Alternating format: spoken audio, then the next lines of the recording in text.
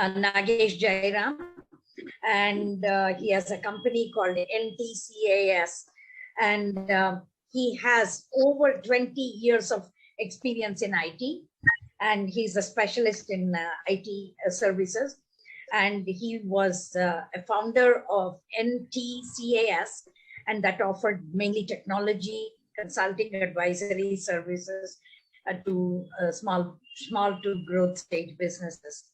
And he has expertise in various kinds of technologies, and he has domain experience in expertise in ERP, banking, and healthcare. And he also has experience in coding, implementation, support, and project management. So he is, above all, he's an alum of IIMB Bangalore. So, and he's most important thing that I like about him, he's an internationally rated chess master, and he is a national arbiter and coach for the chess players. So with that, let's take it away and enjoy the session. Thank you very much, madam. Good morning to all of you ladies. I'm very happy to be here today to be sharing my experience and a little bit of my past projects, tasks, and activities on what I have learned, especially in the field of marketing, sales. So just a small request, if it is okay with everyone. You might observe my Zoom display name. So what I have done is I have renamed it in such a way that I have put my company name there, the nature of my business that I'm into. So you can see Nagesh -NTCAS -consulting. So it is just a rebranding that I've done for myself. TCA stands for technology, consulting, and advisory services, of course. N is for Nagesh. So, and then the last letter, I have renamed it in a way that it is going to show what is the type of business that I am into. So if everyone can do that, it will be like, very helpful. And also, if it is possible for all the participants to switch on your video cameras, please. It is nice. See, whenever, of course, nowadays, because of COVID, all of us are working from home and we are all working remotely. We have got used to it now. But still, it would be nice to kind of, at least see each other's profile. And of course, even in this little bit of small screen, there is a lot of interaction that can happen, which can make the session much more interesting. So I request all of you to switch on your video cameras if it is not a problem. Thank you very much. All right, so let me share my screen and get started immediately. So the way we are going to do this, ladies, is yes.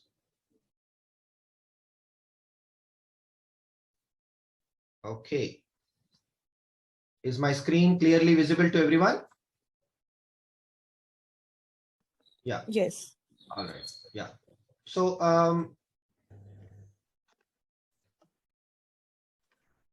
so I request all the participants to kind of feel free to ask questions, to express yourselves proactively.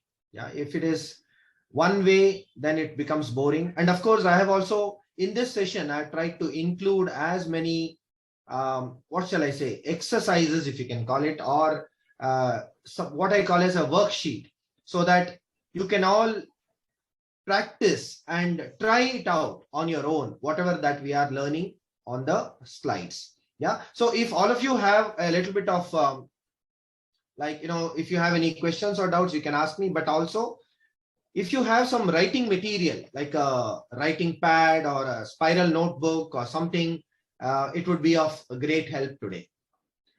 You go to your, I think there are 3 dots on the right side. Yeah, so you can just change your name. You go to rename and then do it there. Yeah. On your profile, on your name. So what you do is there is one mute button that you can see on the top. Next to mute, there is one small blue button with 3 dots. If you click on that, then there will be an option for renaming yourself. The last option at the bottom. Were you able to find it? Ah, okay. Unable to do it. Option isn't available. Oh, okay. Oh, okay. All right. Maybe Shreya, maybe you can check if that can be enabled. That's okay. So, right. So thank you.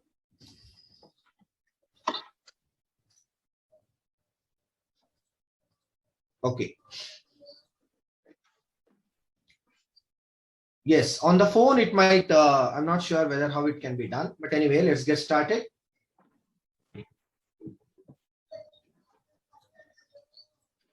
So this Gita has already introduced myself, so I'll just skip this slide. What is the agenda for today? We are going to be learning about marketing strategy, which is the topic for today's session. Very importantly, we have a lot of things together. One of the first things that I would be working with you is to analyze your past marketing efforts. What have you done about your business till now? What were the things that you worked? What were the things that did not work? Yeah. So I will request a few of you to share your experiences on what worked and what didn't work. Now, okay, so Shreya says try to rename. It should be possible, maybe. Yeah, all right. So what worked, what did not work? What are some of the marketing goals that you can set for yourselves? Marketing data, where to get it, how to use it, what to make of it? What is SWOT? All of you will be probably knowing what is SWOT. SWOT analysis, competitor analysis. How to create a value proposition, a USP for your business. Who is your target audience, your ideal customer? And how to create a buyer persona. How does it matter for your business? And last couple of things, 3 stages of a buyer's journey is just for your knowledge. And very importantly, what are the various marketing channels out there? How do you prioritize them for your own unique business? And in the end, the last but the most important topic, which is about money, about budget, about expenditure, and how do you manage all these things? Yeah, this is going to be the agenda. As you can see, we have quite a few topics and time is not much. We have just about 2 hours with us. We may probably take a break of 5 to 10 minutes in between, maybe around 12 o'clock, we can take a short break. But since the time is not too much, I will not be probably going into too much of depth into each of these. So what I request you, participants and ladies, is that you can probably make notes and you could get in touch with me later. Yeah, so we could sync up offline. You could call me or mail me. I'll share my contact details with you. And then I will help you to get prepared to enable yourselves to prepare your businesses to take it to the next level. Is this okay?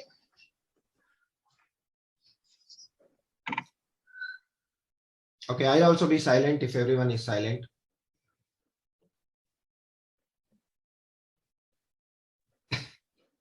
Can I hear something? Yes, that works with us.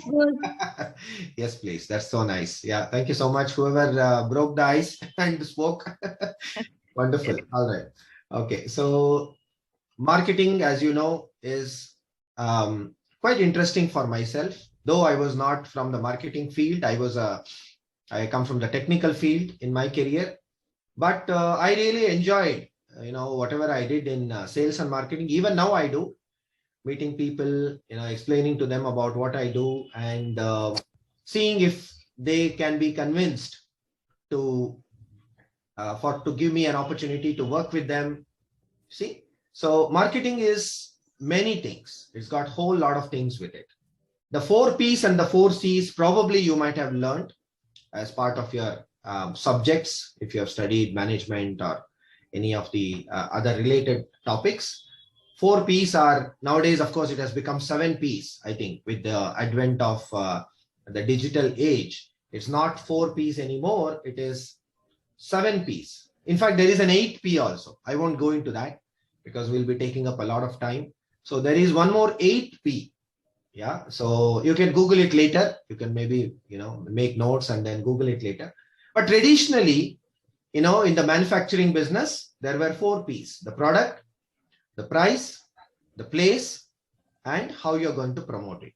So today we are going to be focusing on the last P, which is promotion. But of course, if you have to do an effective promotion activity, your product quality, your pricing, and where you're going to do your marketing, that is also very important. And of course, the 4 C's are customer value, the cost, the convenience, and what is the kind of communication that is sent out or that is received by each and every customer. Yeah. So marketing strategy, if I have to put it in a single sentence, like a definition, if I can call it that way, is the detailed plan for achieving the marketing objectives of the organization. So what is the marketing objective of the organization? We have to sell our products and services, isn't it? We are here in business for making money, right? So if we have to sell, there are a whole lot of things. Let us not assume, also very well that customers are not so easy. They are not just waiting to buy your product or services, isn't it? There is a lot of competition. There are so many other variables also that have to be taken care of. So we need to think about what we are going to do before we get into sales and marketing.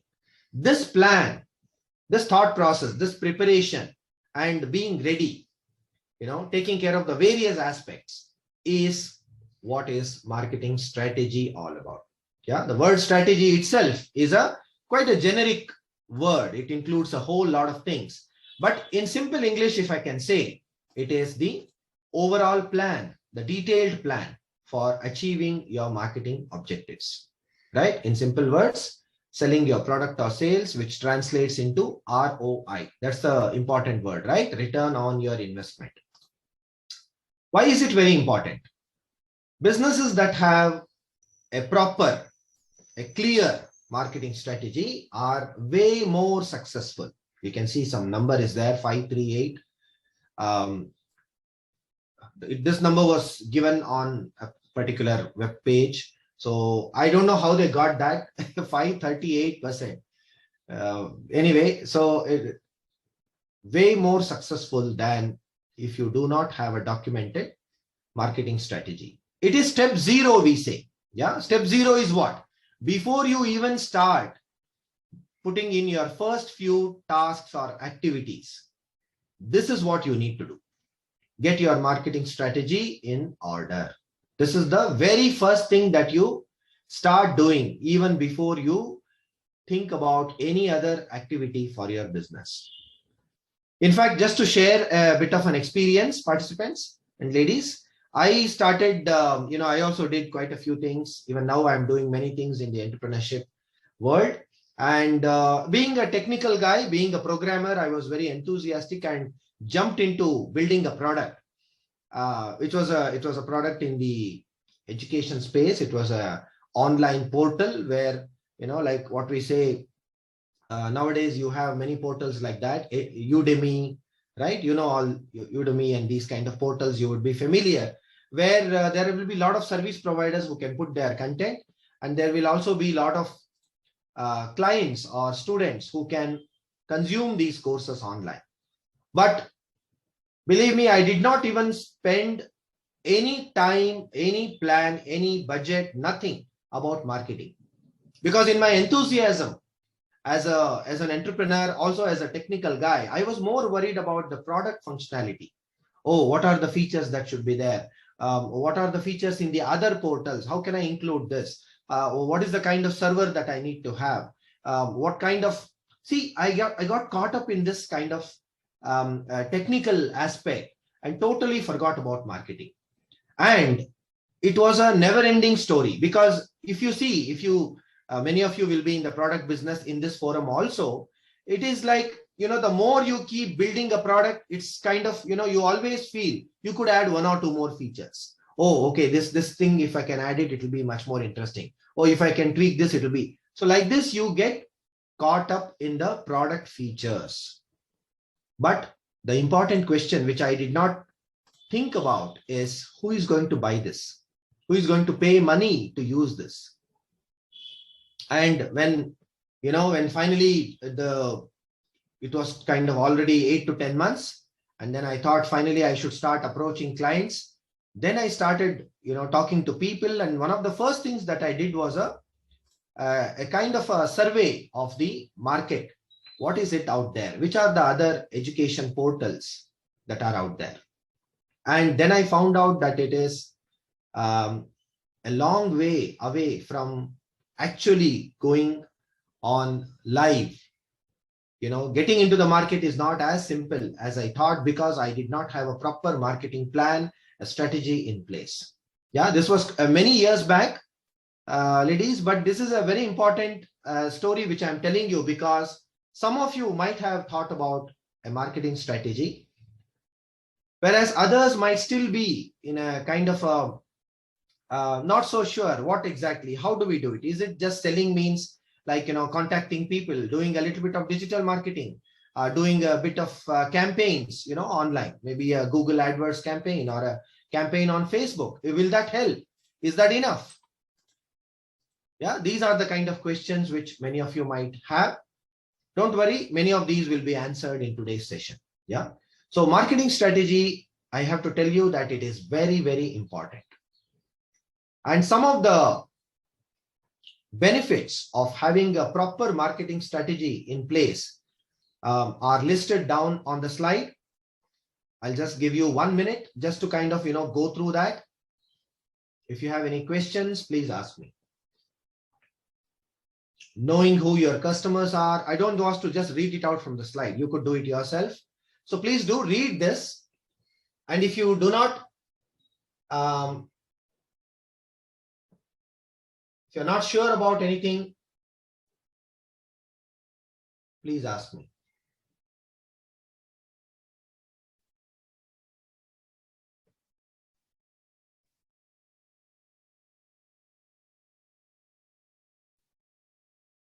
All these things are mostly common sense, which many of you will be aware. But probably what would be interesting for you is to how to do this. Yes, I understand. I understand I have to know who my customers are. How? Right? Communicating your value in a consistent way. Yes, of course. If I don't communicate, then how will my customers know what I'm doing? How exactly do I do that? Are there any tools? Are there any simple methods which can help me to do that? Right? We will come to that also. One small exercise let us do now, ladies. Please take out your writing material, whatever you have, a writing pad or a book. Yeah. So wherever there is a worksheet on the left side, it is something that we could do. Excuse me.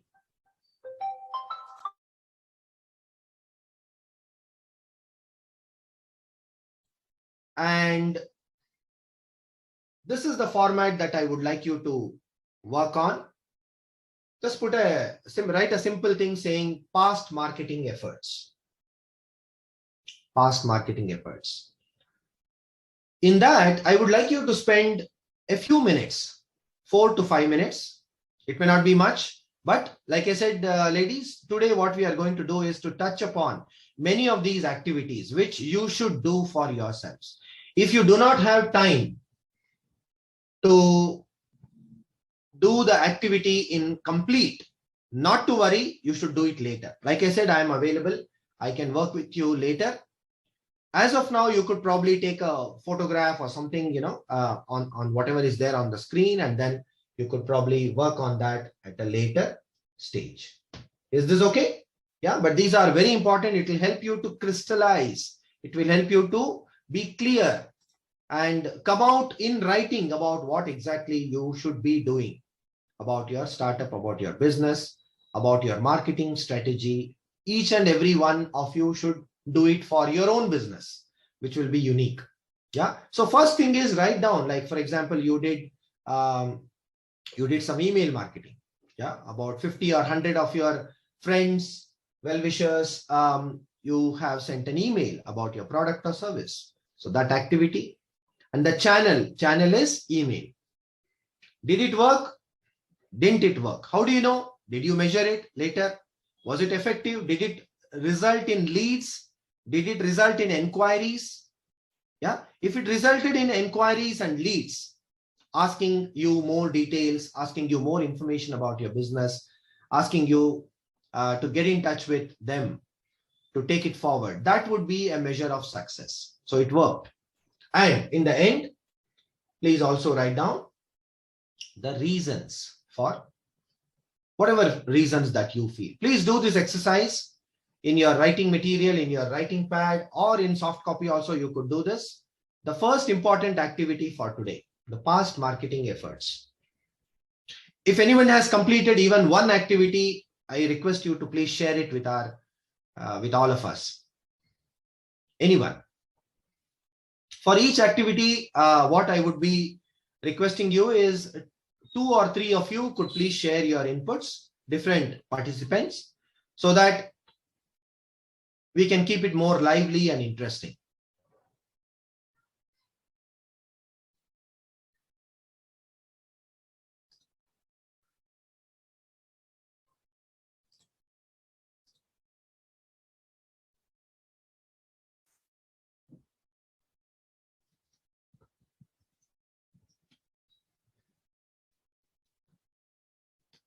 Ladies, I'm finding the session very boring, to be frank with you. All of you are just sitting. I'm not sure whether you are understanding, whether you are participating, whether you are finding this useful, nothing.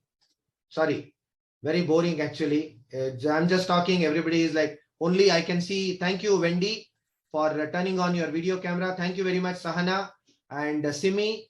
Except the 3 of you, I don't think others are kind of, really. Himanshi has raised the hand. Thank you very much. So ladies, it's kind of boring, just talking like this and not getting any response from the crowd. I'm sure all of you must have done some training, some coaching at some point in your career. Just what happens if you kind of, if you're talking to silent, yeah, that's not good, right? Thank you, Nitya, for turning on the video camera. Yes, please. Yeah. Let's keep interesting participants. Yeah. Okay, Nagesh, this is Simi here. So we have a SaaS platform for cosmetic industry, Right. to accelerate their product development. Right. So my past marketing activity was before developing the product. We had prepared some wireframes, Okay. where we connected with the R&D team Right. of potential cosmetic companies. Right. And we showed them the wireframes and asked their feedback, whether they would use similar product. Okay. And got some feedbacks, and we were able to add some features after discussion and remove some features after these discussions. Good. So that is one that is worked. Now, when it comes to the failure, Just sorry to just pause here. Does everyone understand what is a wireframe? Yeah, Simi was explaining about a wireframe. Does everyone know what is a wireframe? Yeah. If anyone does not know, please ask me so that I can tell.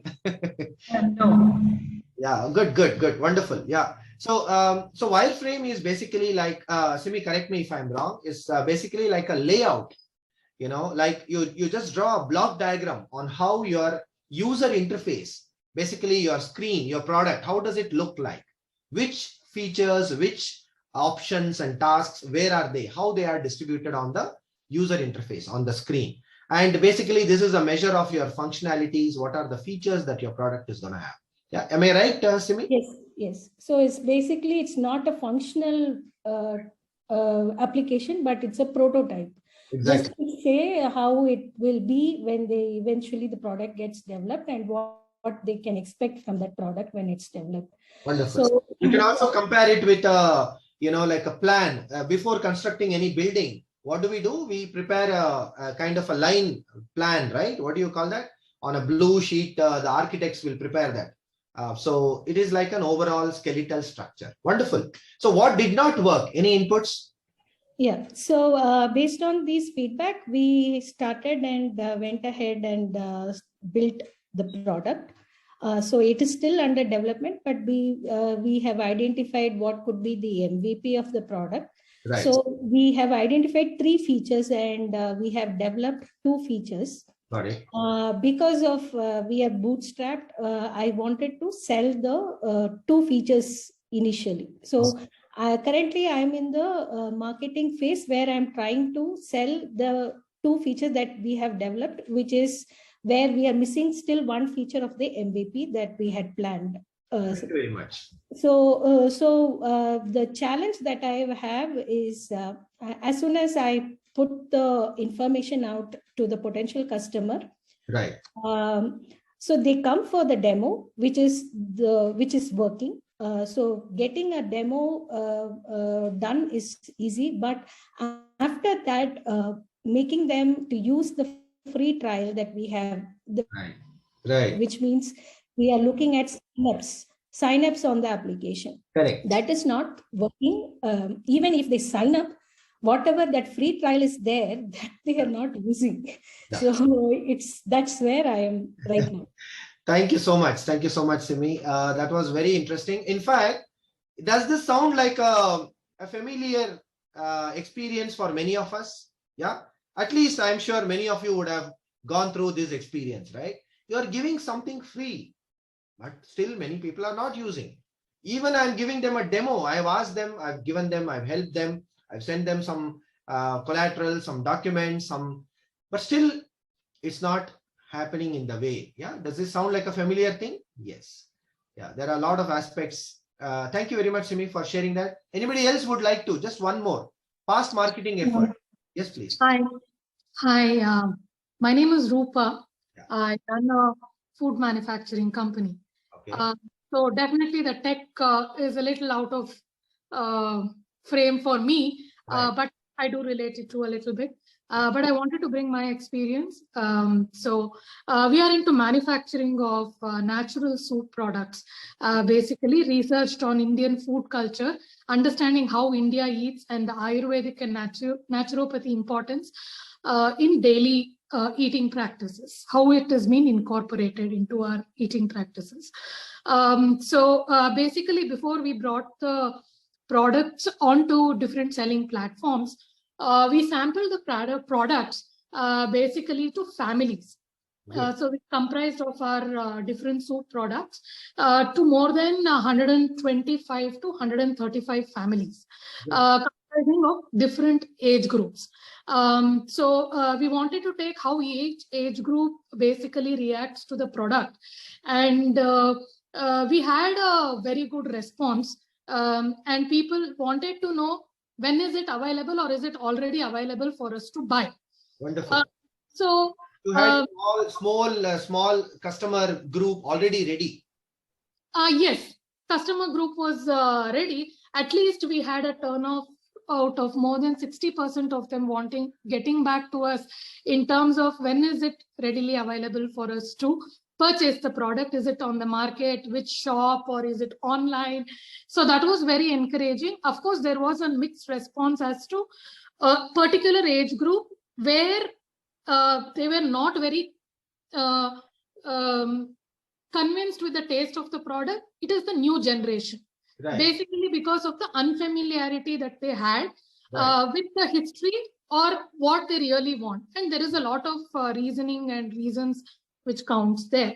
So the insights that we got basically is into that when we checked about the pricing, when the product was good and it was natural and it was had a sense of Ayurvedic importance to it, people did not bother much about the pricing. So it's a bought factor already in mind that when something is good, when something is natural, organic, and there is a lot of knowledge behind creating the product, they were ready to pay that extra price for these efforts to bring in a product food product, especially in the market, which is flooded with lot of Chinese and other variants.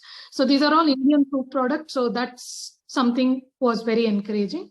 Good. Of course, the idea is also to make it more popular among the millennials. Right.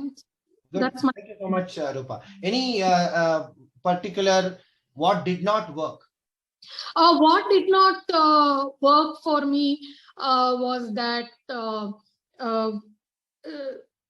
probably we had to sample it more among the working professionals.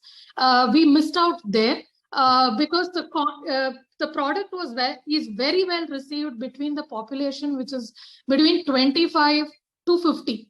Right. That wide range, but that's where most of the women or men come into this well-being category, especially 35 plus, where they want to be conscious about eating and be precaution is better than cure.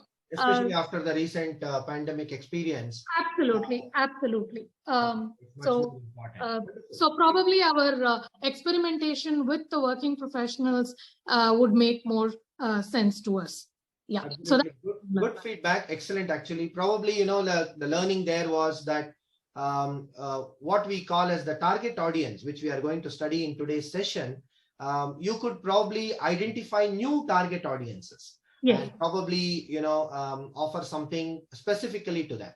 Good. Yes. Wonderful. So thank you so much for the two participants, the two ladies who shared their experience. We will do a lot of this ongoing. So let me jump to the next one. I'm not going to analyze what about every startup or every business, what worked, what didn't work. You already realized it by yourselves by now. Yeah, some of the things that you should have done.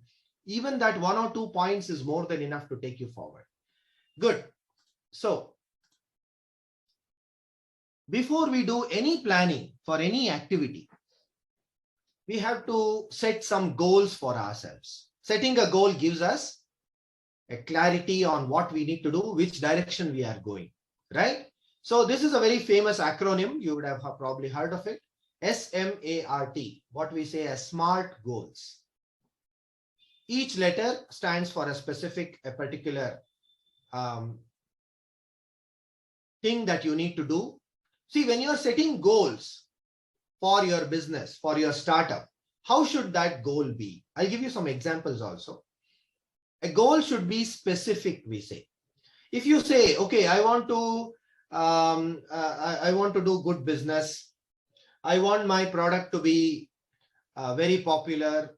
These statements don't make any sense because they are very generic. There is no specific number. You're not quantifying what exactly should be your marketing goal. So set real numbers with real deadlines, we say.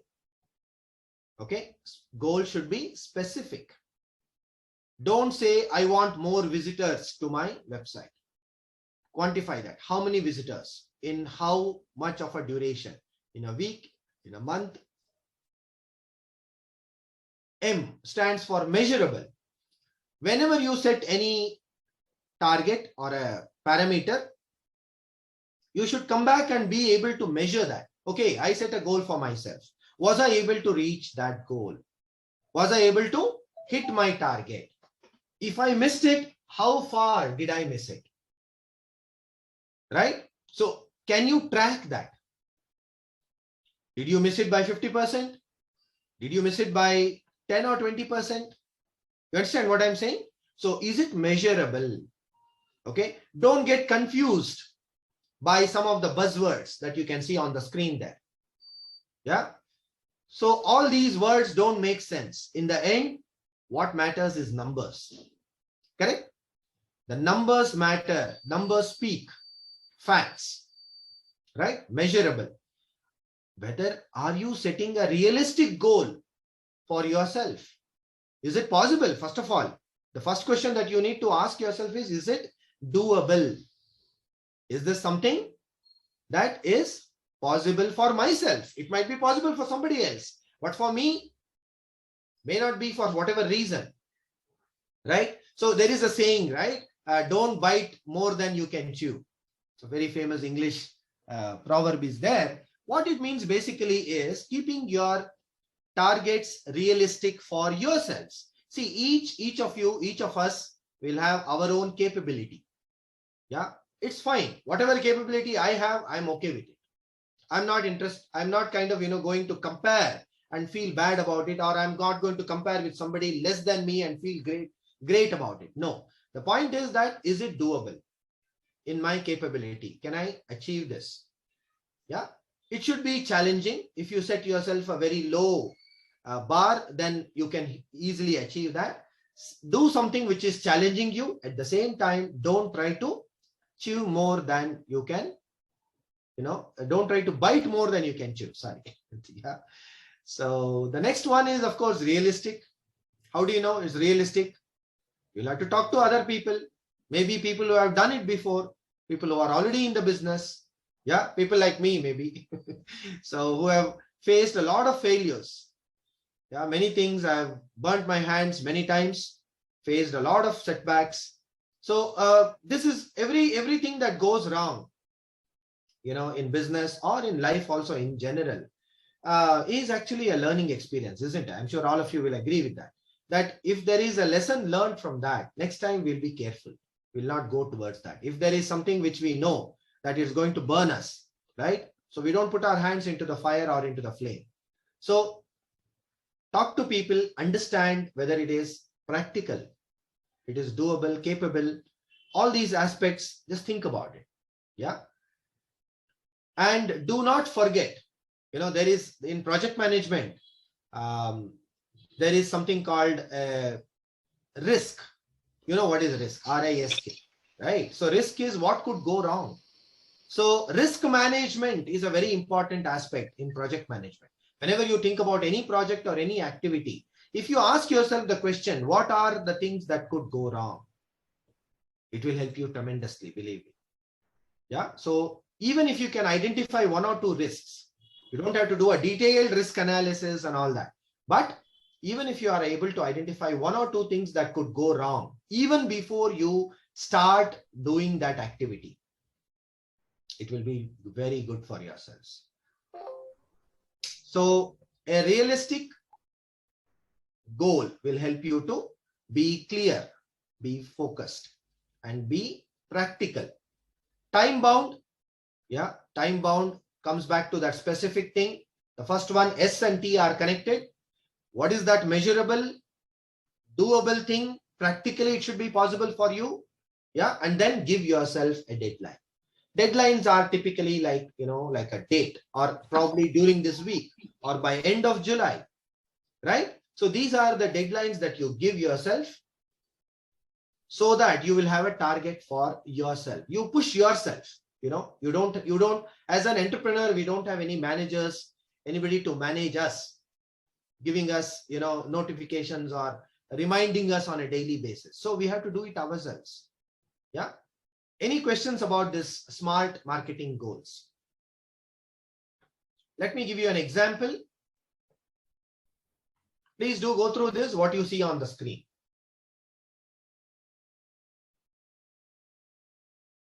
So what is the goal?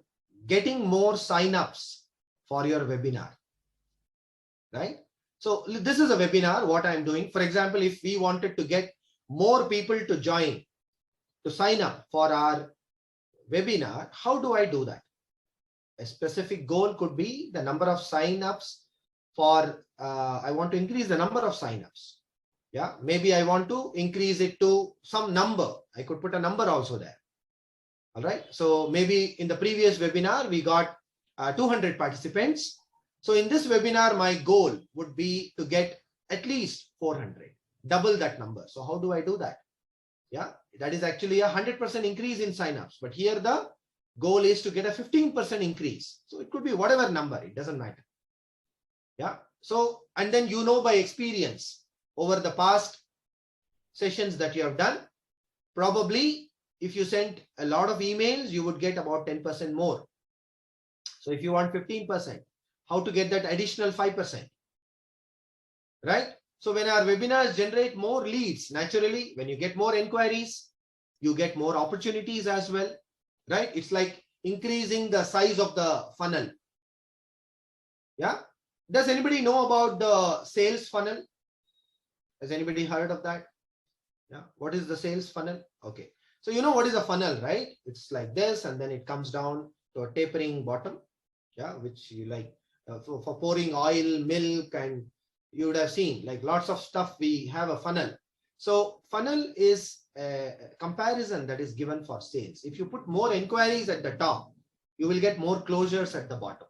So to get more closures, that means to get more confirmed orders, you have to widen the mouth of the funnel. That means you need to generate more leads, which will translate into more inquiries.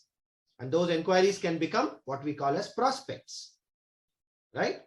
And there is a time-bound thing as well by April 10th, day of the webinar. This is a simple example. This is a worksheet that you can set goals for your own business. Ladies, please do make a note of this. Spend some 3 to 4 minutes on this. At least one goal. I will request one of you to share that. You can take a photo or a screenshot of this. This is a simple worksheet on how to set some goals for yourself. Some new goals for your own business. So let's take 3 to 4 minutes, and then one of you can share about any particular goal that you would have probably noted for yourself. Yeah. And I request those who were not able to, like every worksheet like this, I will request you, those who have not spoken before, to please share your views. Yeah. Please try it now, at least one goal.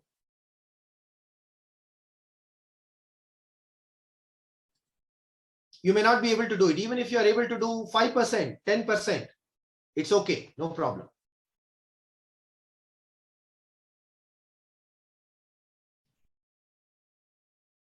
So please write it down in your writing material, in your spiral pad, or if you're doing soft copy or typing something in your Word document or a notepad, that is also fine. In an Excel sheet, anything is fine.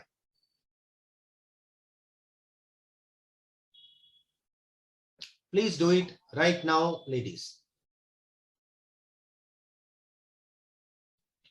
2 to 3 minutes. After that, I will request one of you, and then you could probably share your experience. Let me do it randomly. Okay. Let me do it randomly. There are lots of names as I scroll through the participant list. So this time I will pick 1 or 2 names, and then if you could please share, that will be nice. Yeah. Okay. So 2 minutes.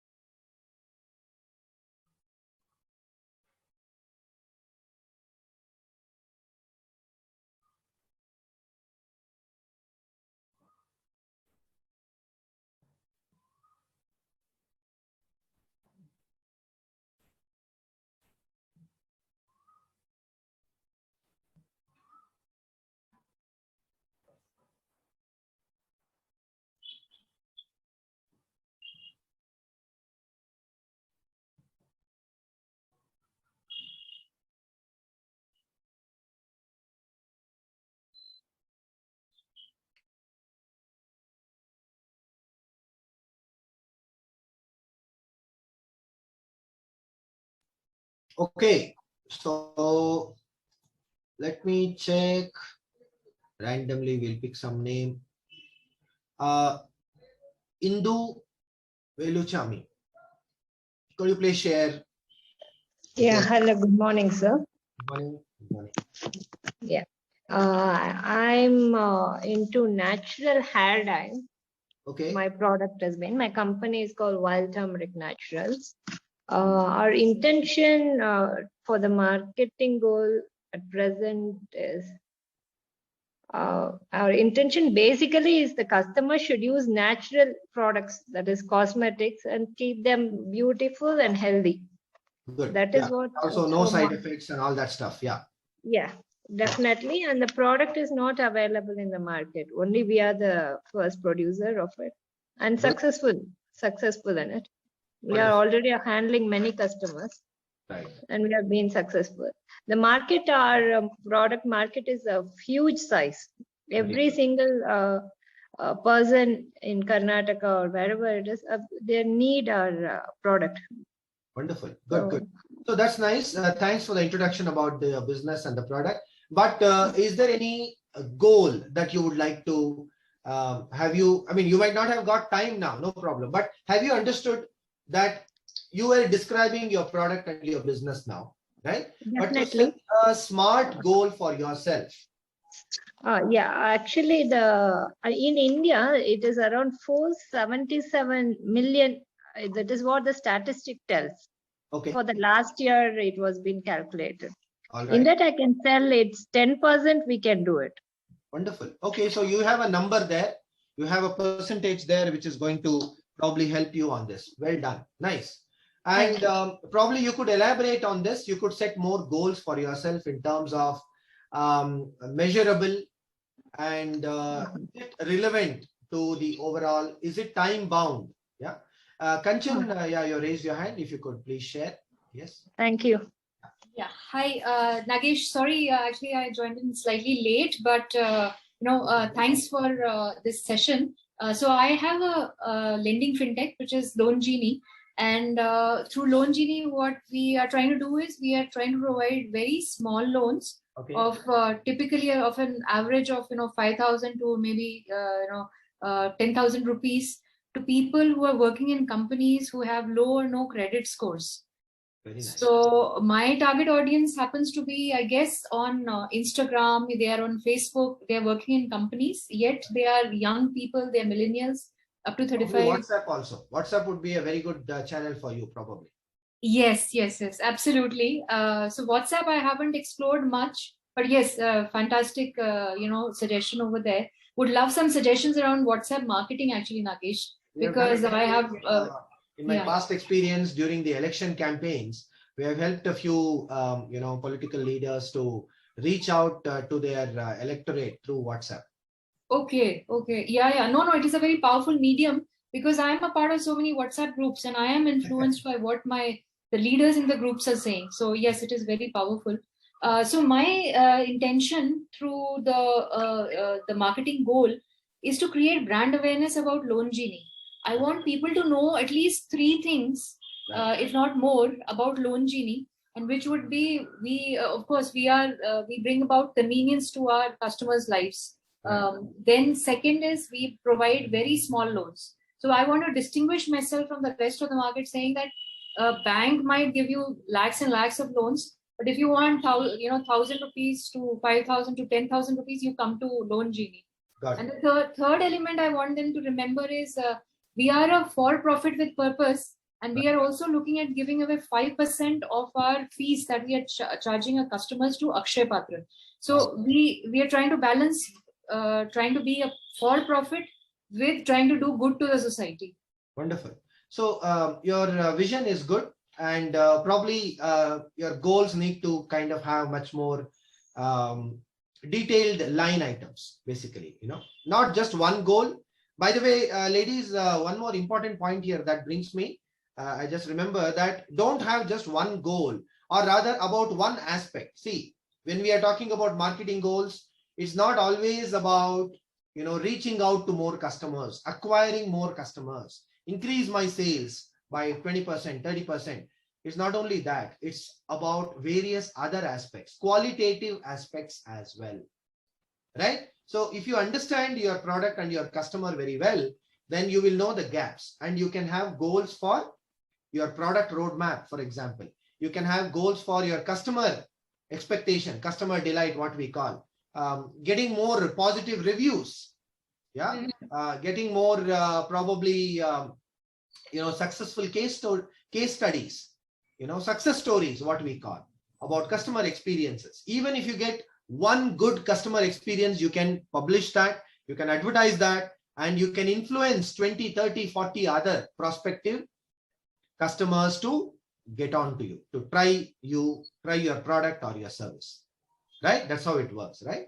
Good, wonderful. Thank you so much, Kanchan and Indu, for sharing your experiences. That was very interesting. Participants and ladies, this is also an opportunity for you to showcase your product or service. See, in this small 2-hour session, this is also a great opportunity for you to talk about what you're doing, all the hard work that you are putting in. Yeah, so please do not miss that. There's a question from Amisha. Does increasing website traffic be considered as a marketing? Absolutely, absolutely, very much. A website is your visiting card to the outside world. So increasing the website traffic is the most important marketing goal. Must have in your list of goals. Yeah, absolutely. But how much? Do you know how many visitors are coming to your website? How long they are staying on the website? There's a detailed analytics you can get. You can try Google Analytics. You can note down this. If you go, if you have a Google account, you can enable Google Analytics for your website, and it's fantastic. It's free. Basically, if you know what to do, you will get a ton of information. Wonderful statistics you will get, which will guide you, which will give you a lot of insight on what you need to be doing, what you should not be doing, and so on. Plus, you can also do your website audit, verify the website, whether everything is okay from the technical point of view. What you see on the page is the visual part. Underlying that, there is a lot of stuff. For example, has anyone heard of SEO, search engine optimization? Yeah, it's a very popular word, of course. So this is enhancing the page in a way that it becomes more Google friendly. So all these things are possible. Yeah. So many of these questions and doubts, ladies, you please reach out to me later, because in the short time that I have now, if I go into depth and share my thoughts, we will miss the the other stuff that we are planning to do. So please do reach out to me. I'll be happy to help you out. All right, let's move on to data. Data is the truth. Yeah, data is the facts. Any information that is of use to your marketing team. Many times as a startup, I am my marketing team. I don't have any team. I am the marketing guy. Yeah, I am the product developer. I am the marketing fellow. I am the office boy. I am everything, right? That is what happens in a startup. Someone said you are bootstrapped. So that is a common thing. Yeah, you don't have much funds. You have kind of probably put together your savings and borrowed here and there. This is a common thing. So data is something which we do not remember to get, do not remember to look at. Why? Because it is not very interesting. That's why. Yeah, if you keep analyzing the numbers and trying to get some pattern in that, trying to find out what to do, it's not so interesting, right? But however, it is very, very important to understand whether what you are doing, is it on the right track? Yeah. Where do I get this? There are two types of data: public sources and private sources. Public sources, when I say websites, social media profile, you can get a lot of data from this. One question that Amisha asked just now, website traffic, it's all about the number of users, isn't it? Online content. Yeah, how much of statistics can you gather from that? Then private sources. There are many paywalled websites, means that these are websites where you have to pay some money to get the data. Yeah, there are many companies which do this kind of research. And if you tell them what you want, there are specific numbers that they will help you with. They will give you the numbers either in a tabular form or in a graphical way, whichever way you want. Market intelligence. It is not so easy. You have to do some research work. You have to set the parameters, understand the competitor landscape, and gather the intelligence from the market. What is DAS? Does anybody know?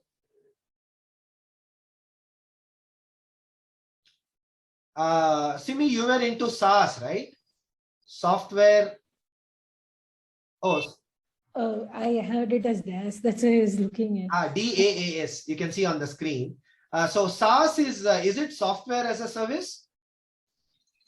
So is it data as a service? That's right. You got it. DaaS is data as a service. So there are service providers who provide you specialized data for a price, for a small cost. Yeah, it's not going to be very expensive because you can ask for what you want, and there are a lot of service providers. You just need to get that data about your website, about your product, about your online presence, about your offline presence also, and do it. Yeah. Okay, there are different types of marketing data. This is just for your understanding. Demographic data. Demographic is about the personal, like, my name, my mobile number, my age, and other things. Firmographic is about my company. When was my company formed? How many employees? What is my nature of business? That kind of stuff. Technographic is about the technology that I'm using, whether I'm using any technology, how much of technology. Chronographic, time wise, when did what happen? Yeah, and how did that change? And intent data, whether I did it myself or whether I used any third-party tools, right? Whether I tried it out on myself or whether I deployed some other tools for that. Quantitative and qualitative. Different types of data is there, possible. Yeah. So your marketing strategy should be based on the data that you have collected. Yeah, makes sense, right? Common sense. So the point behind this slide is to alert you, participants and ladies, to the importance of marketing data. Where do I get this data? Many points are there here. Okay. So make sure that you pay enough attention. The more research, sometimes, okay. Yeah, I could do this probably later. I could share that with you. Maybe you could reach out to me and I'll help you out.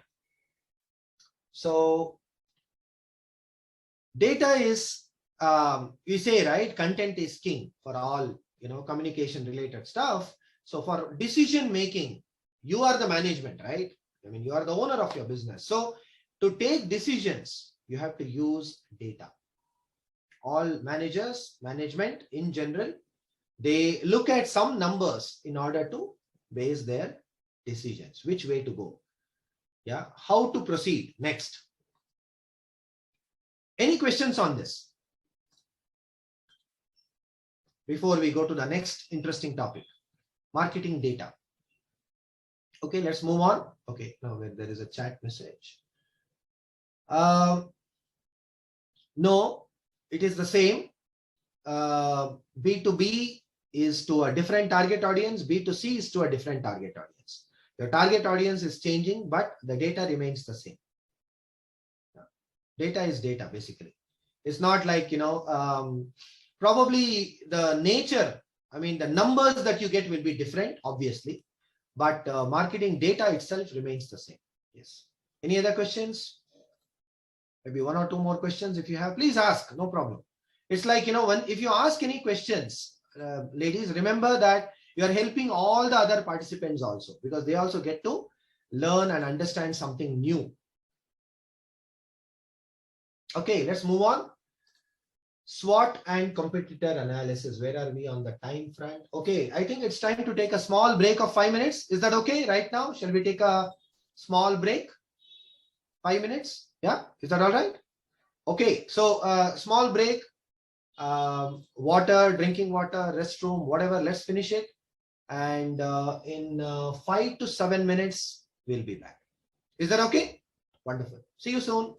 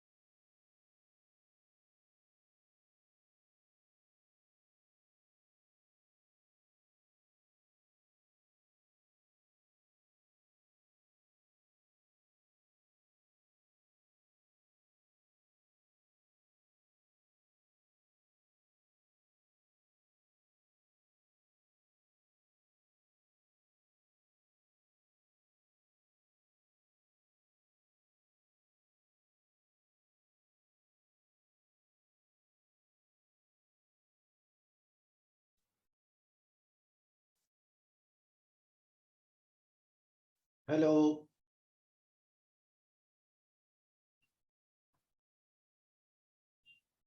Yeah. So if everyone has come back, we can continue.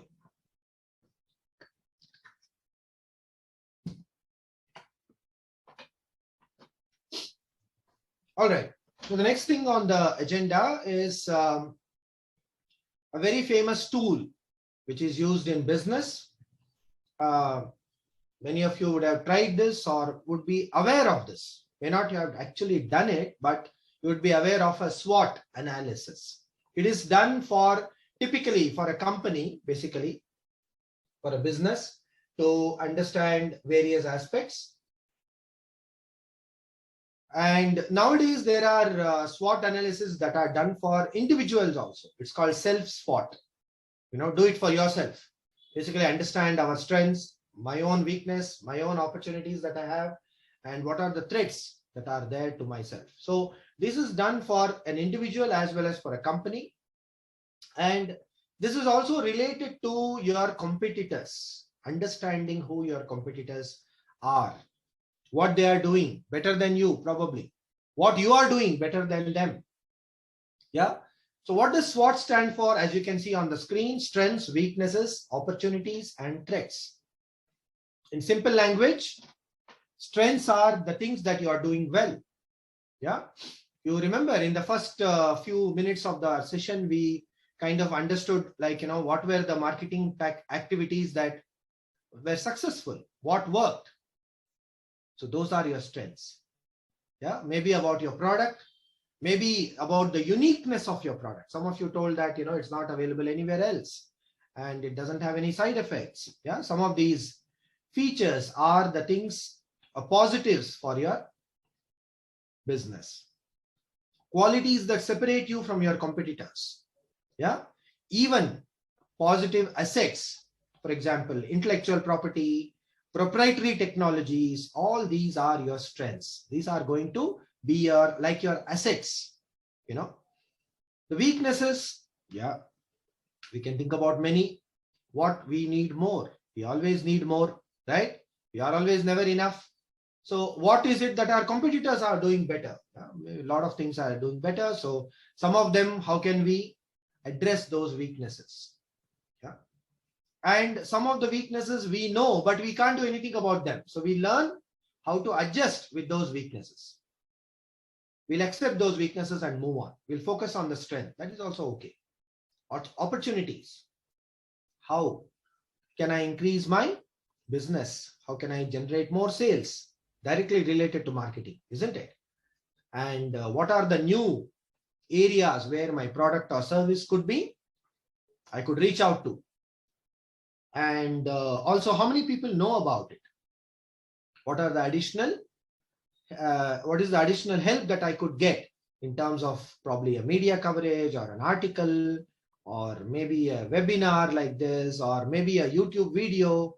There are many things that you could do for generating more opportunities. And what are the threats to your business? Who are the competitors who could spoil the party? Maybe a change in the law of the land, some regulatory change, what we say, right? Some government policies change, because of which your business is directly affected. Possible, isn't it?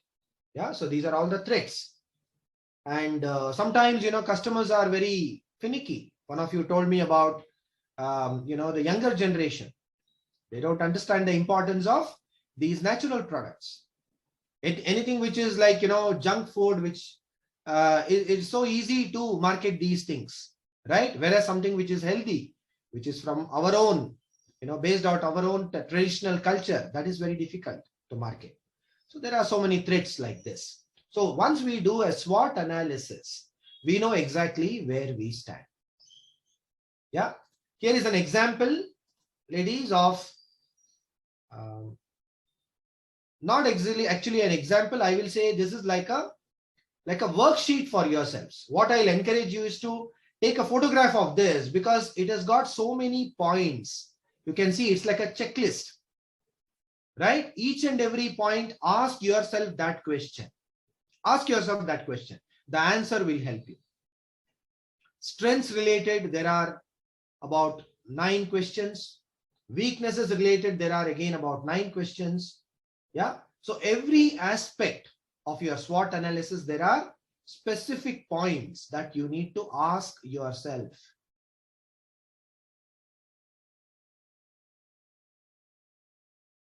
And not just asking the questions, try to get the answers to them, right?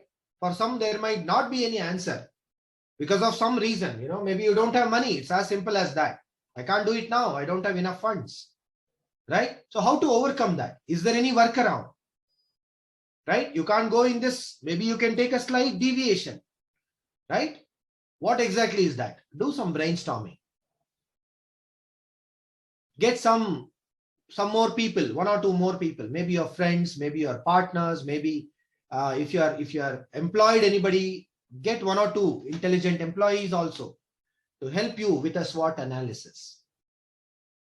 This will give you a lot of inputs for your business. Any questions on SWOT analysis and competitor analysis? This is just a kind of giving you a guideline, like a map or like a template, which you can use for your own specific business. Yeah. Any questions, please ask me. Preferably those who did not ask questions before. Let's ask somebody. Okay. Rebecca Thapa. Yeah. Do you think you could do a SWOT analysis for your business, Rebecca? Hi.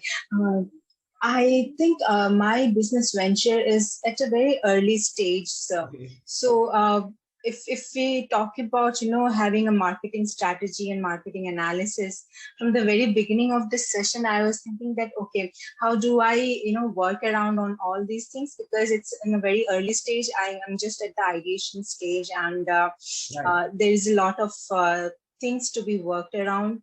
I have a big, the biggest challenge for me is, as you said, that for some venture, it's a lack of funds for me, because it's going to be, because my venture is, based on very, advanced technology, and that require a lot of funds to be generated. And I know that a lot of ventures start with bootstrapping, and for me, just the bootstrapping is not going to be the solution. And for that, I see that, even if I go with the SWOT analysis and the competitor analysis and everything, I know where my biggest weakness is, and until and unless I don't overcome that weakness, I'm not going to progress any further. So yeah, that's the thing. Yeah. Okay. This sounds very a little bit depressing to me, but anyway, you know where you stand. But what I would suggest to you, Rebecca, is like probably you could come out with a smaller or maybe a less costly offering, product or a service, whatever that is. Yeah, just think about it. Yeah. So smaller version or a cheaper version of what you are thinking about may not be the same as what you have in your vision, but slightly more easier alternative, because there are 2 reasons for this. One is like, if you can get at least 1 or 2 customers for the cheaper version, you will get confidence. Okay. Second reason is like, those customers will also give you more ideas. It's not always about the technology, right? There are other ways of reaching out to your customers and doing something useful for them. Basically, that is what is business all about, right? You help your customers to get a slightly better experience in whatever they are doing. So just think about this, and then hopefully it will be helpful. Yeah. Thanks so much. No problem. Indu, you raised your hand, please. Yeah, sir. Actually, we show the PowerPoint to the investors. Right. So, is it necessary to tell the weakness threats to them? Yes.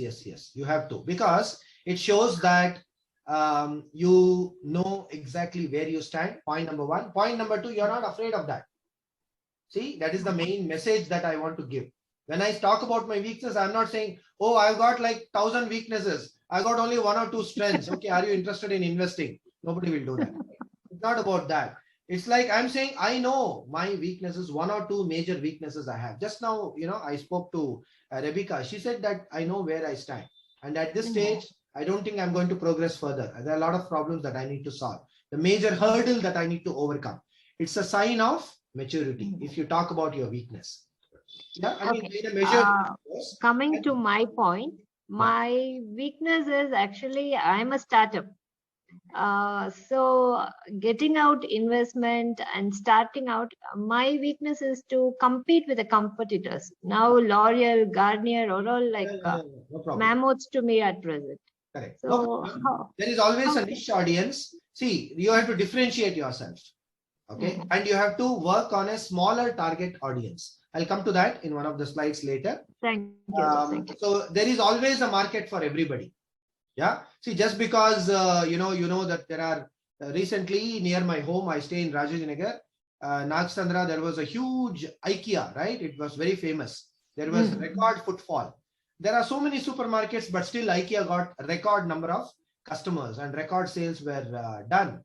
So that is also there. But our neighborhood, chat seller, Pani Puri fellow, Bel Puri fellow, he's also doing good business. Nothing wrong, right? So he's happy. So everybody has got their own target audience, their own segment, their own product offering, and they're doing well.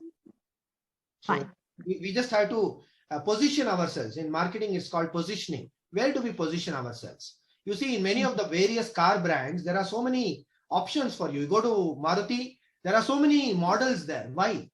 For the 5 lakh segment, this is the model for you. For the 10 to 12 lakh segment, this is the model. Oh, you got more money. You want to spend up to 25 lakhs. Here is a model for you. Like that. Different offerings at different price segments. So these are various marketing tactics. There is always a possibility of doing good business. Not to worry. Good. Wonderful. So let's move on. Value proposition. Very important for each and every business. Maybe you have already thought about it. If you have not, it's time to do it now. At stage 0, it is part of your marketing strategy.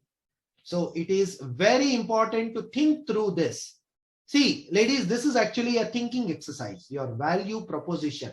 What exactly does it mean? In simple English, if you ask your customers, hey, why would you buy my product? What is the answer that they would give you? What is the attracting factor? What is the unique factor? What is the most important thing for your customer that they want to say, hey, I want to go with you? Yeah, maybe they are your friend or something. So for that, they might purchase your product or service. That's not the value proposition I'm talking about. If you go and offer this in the market, whether any customer will go for you. What is that point? What is that uniqueness? Right? In other terms, you have also heard of what is called as USP, unique selling proposition. It's called, right? What is special about what is unique about your product? Yeah. So it is not just describing, oh, my product is very good, it's prepared in the Himalayas and directly we kind of got it from there. That is describing the product. Okay. What is it that it is going to do to the customer by using this product? What is the experience that the customer is going to have? That is value proposition. Yeah. Did you understand the difference? Don't get confused by product features. Don't get confused by your branding, what you are going to talk about your product. Oh, my product is good because 1, 2, 3. That may not be the value proposition. How it is going to help the customers to get a better experience, to get a wonderful experience. Right? Yes. Nitya, you have a question, please.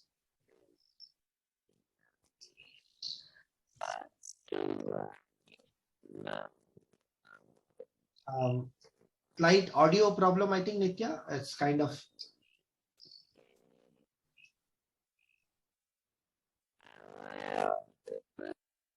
Voice is dragging a bit. Maybe you could type the question. I could read it out to everyone.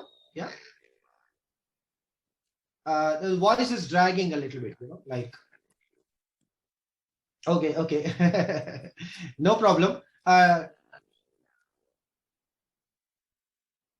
I could suggest something.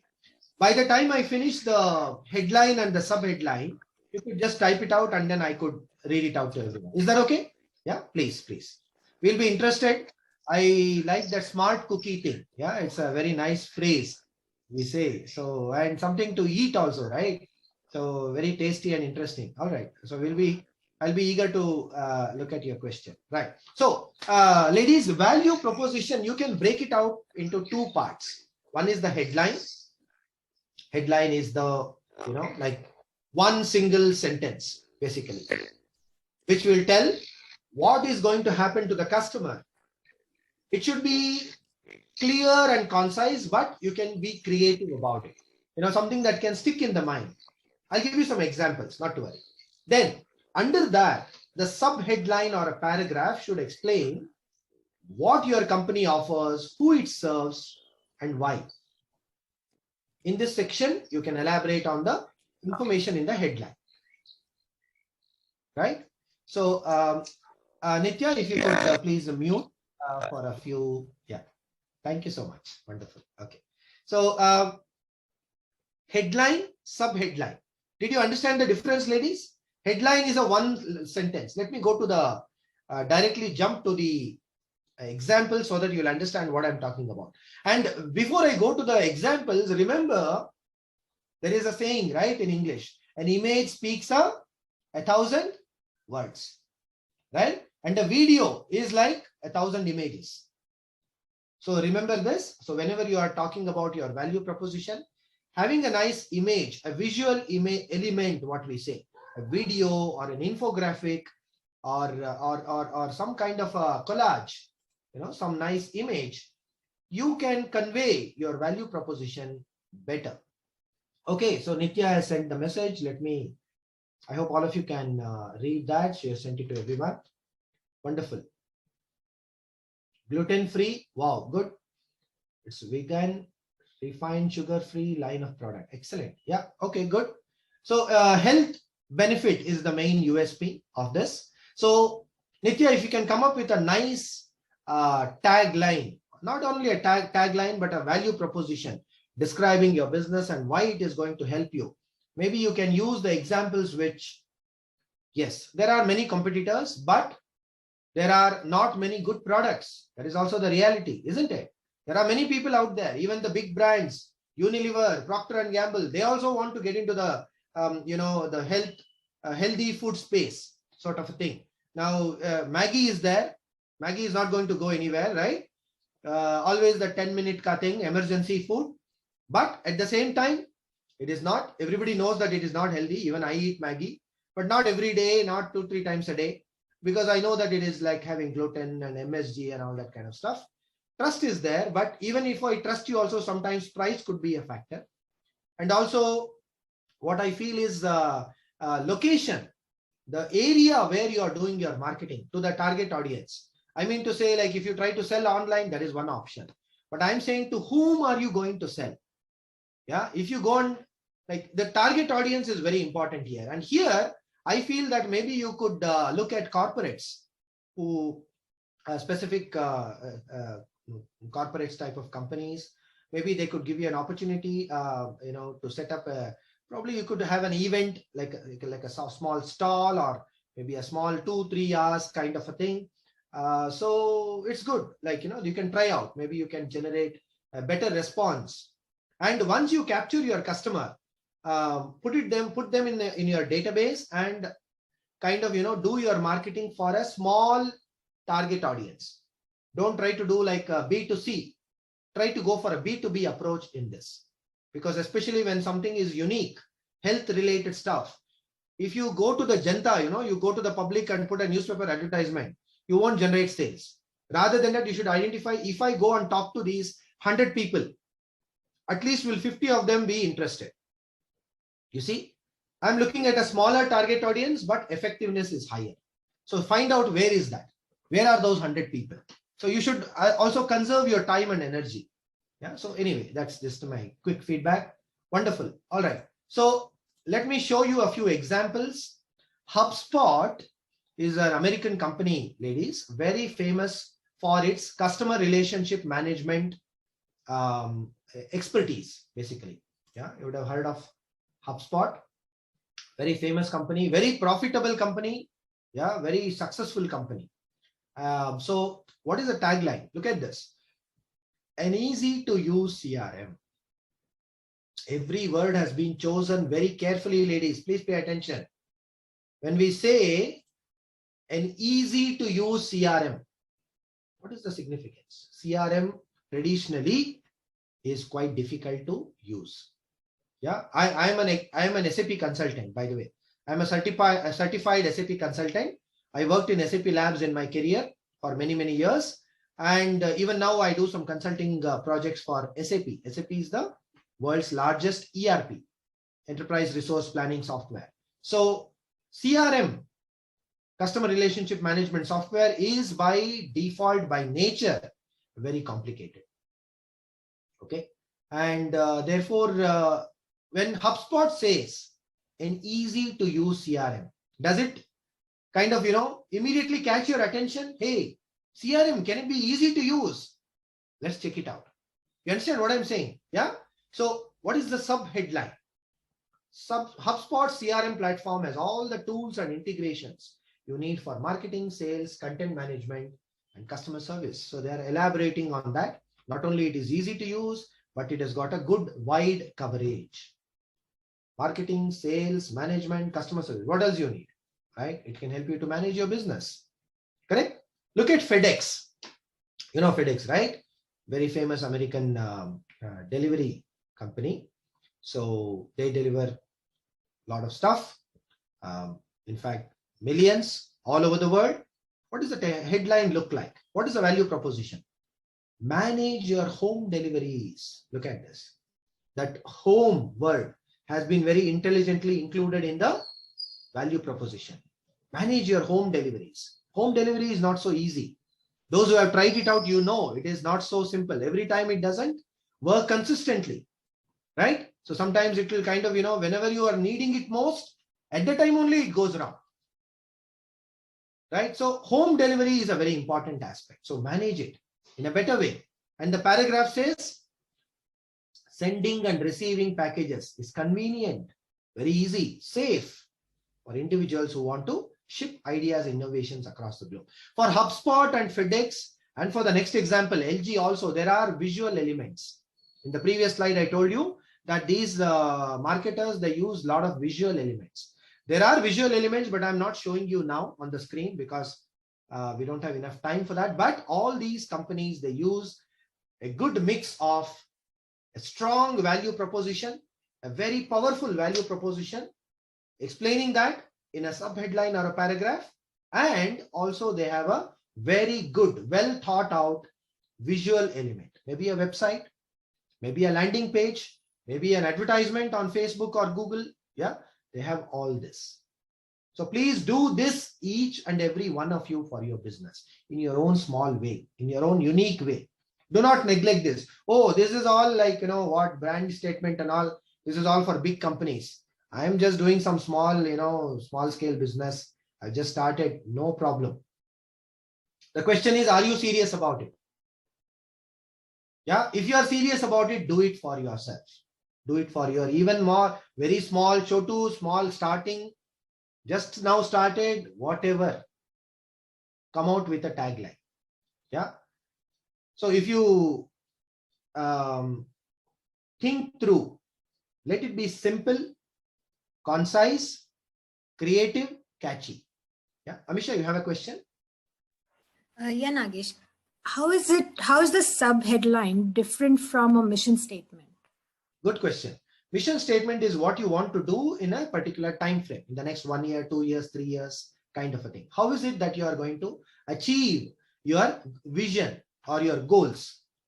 You see, there are so many confusing aspects when we start our business that, okay, the other question that I get to hear is, how is vision different from mission? Yeah, that we hear a lot, right? I mean, is it not the same thing? I want to do something, that is my vision. But vision should be something very grand. It's like, you reach for the stars, not even for the moon. Yeah. So what I know is vision is more of measurable no aspects that you need to add. No. Okay. I'm sorry. Not so much. Vision is whatever you want to do. Like I said, reach for the stars. Okay. Okay, so what you want to do, give a wonderful experience to my customers or so and so, like that. That is your vision. But how exactly you are going to reach there? Your destination could be to reach the moon, but how? When? Okay. What are you going to do about it? Right? That is your mission. You kind of, basically you're breaking that down into measurable steps. Okay. Okay. That is the mission part, measurable, quantifiable, time bound. That is a mission. Mission statement will always talk about how am I going to do a certain thing in a certain time frame, and how is it going to make a difference in a quantifiable way. Yeah. Whereas a value proposition is describing your product or service in a very short way, in a very catchy way. So what it does? That why should I come to you? Why, if I am a customer, why should I buy that product or service from you? Okay. Okay. It's describing that. Yeah. Okay. Yeah, I get it. Yeah. Thanks. All right. Any other questions? There is a nice template here. I don't want to explain this into detail. If you want to come up with your own value proposition. Yeah, there is a message from Simi. That's very nice. Scale smarter, safer with Maya. Very nice. Good. That's a good one, Simi. I like it. And further, you are elaborating by saying it accelerates your cosmetic product development by up to 50%. And you can do things in a much better way, minimize, manage trials, and launch faster. Excellent. So your target audience is very clear. So you are specifically going to talk to cosmetic manufacturing companies. So that's nice. Yeah, good. It looks interesting. All right. So ladies, please do take a photograph or a screenshot if you like of this template. Basically, what you are seeing on under the product part is the benefits of the product. Benefits to whom? Benefits to the customer, of course. Right? And what are the product features? And what kind of experience are those features going to provide to your customers in a way that the customer's wants, needs, and fears are addressed? Just think about this, ladies. I don't want to explain in detail because time is running out. So benefits, features, and experience to the customer. How is it addressing the wants and needs? Difference between a want and a need. Yeah, I want to buy a mobile. I want to buy a new mobile phone. Yeah, that is a want. You have a mobile phone, but you want to buy a new one. I need to have lunch today. That's a need, right? You can't do without that. Right? So that's the difference. Fear. What are the customer fears? How is your product or a service going to address that? And are there any substitutes for the customer? See that box down there, very dangerous box for you.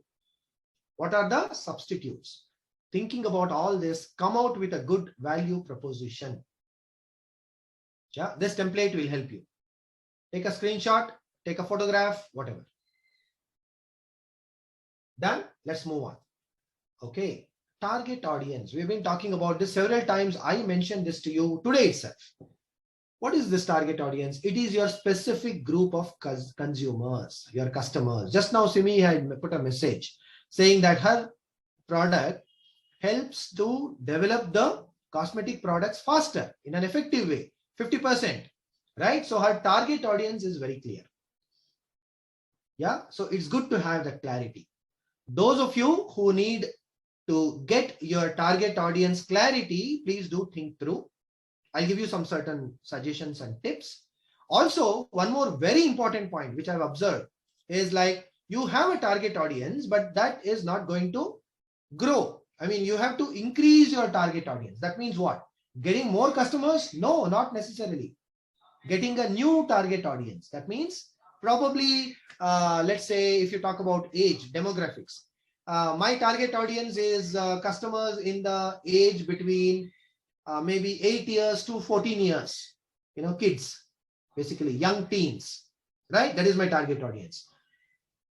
Is my target audience, can I also include my target audience to saying, okay, I want to come out with something very unique to ladies only, to the female only. Yeah, some gender specific product offering or a service offering. Is that possible? So then your target audience becomes much bigger, right? So can you come out with something for people above the age of 50? So kind of a retired or semi-retired kind of a target audience? Is there any product offering or service offering that you can think about? So getting a new target audience is also part of your marketing strategy. That will increase your revenue. That will result in better sales for you. And you will get more insights, more feedback you will get, which you have never thought about. So it's not simply, oh, get more customers, not always like that. Who is that new target audience or target group that you can think about? Yeah. Look at the second sentence on my slide. Target audience may be dictated by age, gender, income, right? Location, interest, and a variety of other factors. Very important point. Yeah.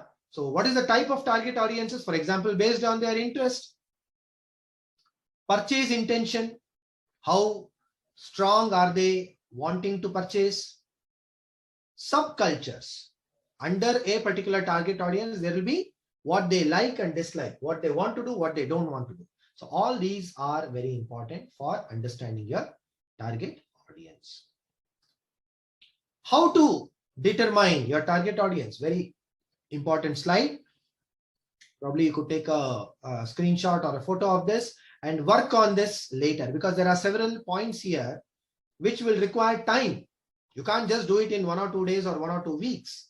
It takes time to do all these things, but at least you have a list what you should be doing to get new target audiences. Also the existing target audience, how you can increase that, increase the size of that. Yeah, analyze your customer base, carry out client interviews. Many of you have already done that, what you call as your sample size and all that, right? Do the market research. What are the trends? What's happening in the latest, situation around the world, even locally, globally. Audit your social following. Do you have a social presence? First of all, is it effective? Competitor analysis, many of you would have done.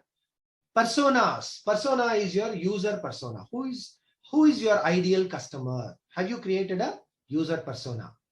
Yeah. And who is not your target audience? That is also very important. The 6th point, ladies, is very, very important. Who is not your target audience? Why do I need this? Do not waste time going behind them. Correct? Yeah. If somebody is not your target audience, strictly exclude them from your marketing activities. You will save a lot of time and energy and money, of course.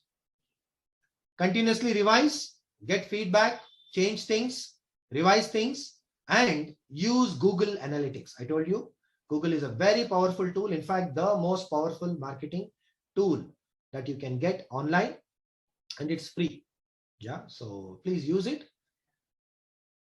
Okay, how to determine your target audience. This was about this. Look at this example. I'll wait for you to read this in a minute or 2 minutes. If you have any questions, anybody can ask. Preferably those of you who have not asked me any question till now. I'll be happy to receive questions from you. Please do read through this, ladies. Very interesting example of a target audience for a business travel company. Imagine that you are having a business travel company. How is it that you are going to determine your target audience?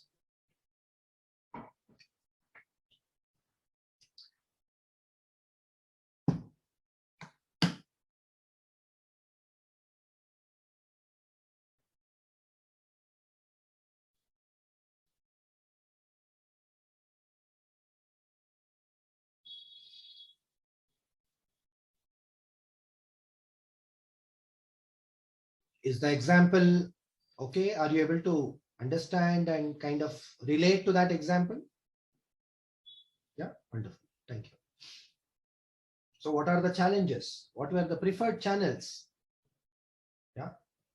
Some of these points you may not be able to kind of fully get it because you have not tried it out.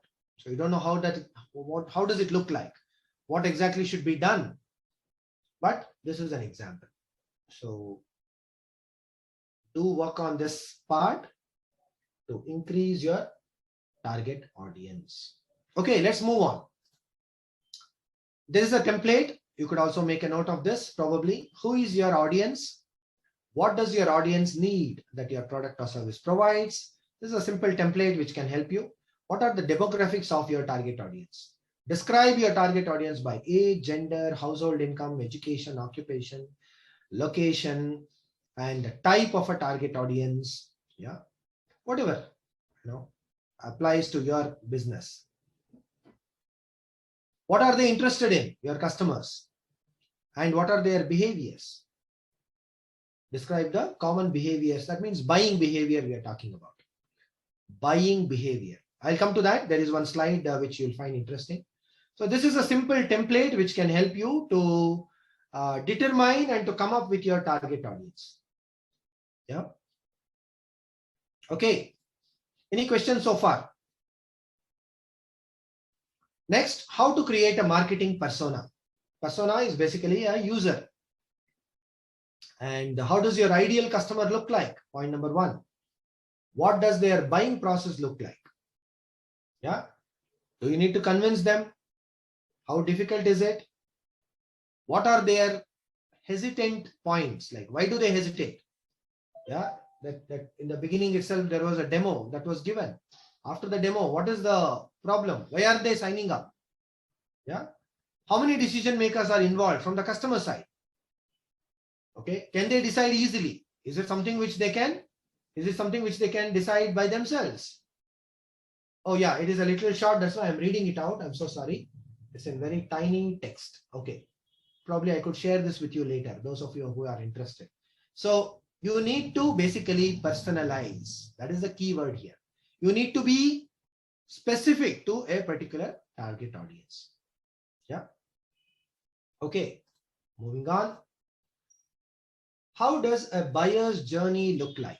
What are the 3 stages? Very important from the theoretical point of view, from the knowledge point of view. That's all. I mean, like this, not always in real life, in practical terms, this works out. But it is good to know because you need to understand the buyer's journey in 3 stages. The first stage is the awareness stage.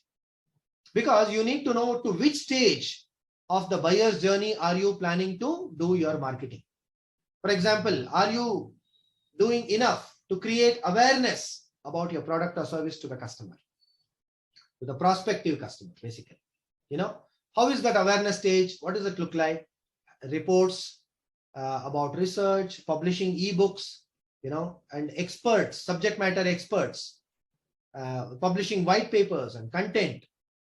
People should be made aware about your product or service.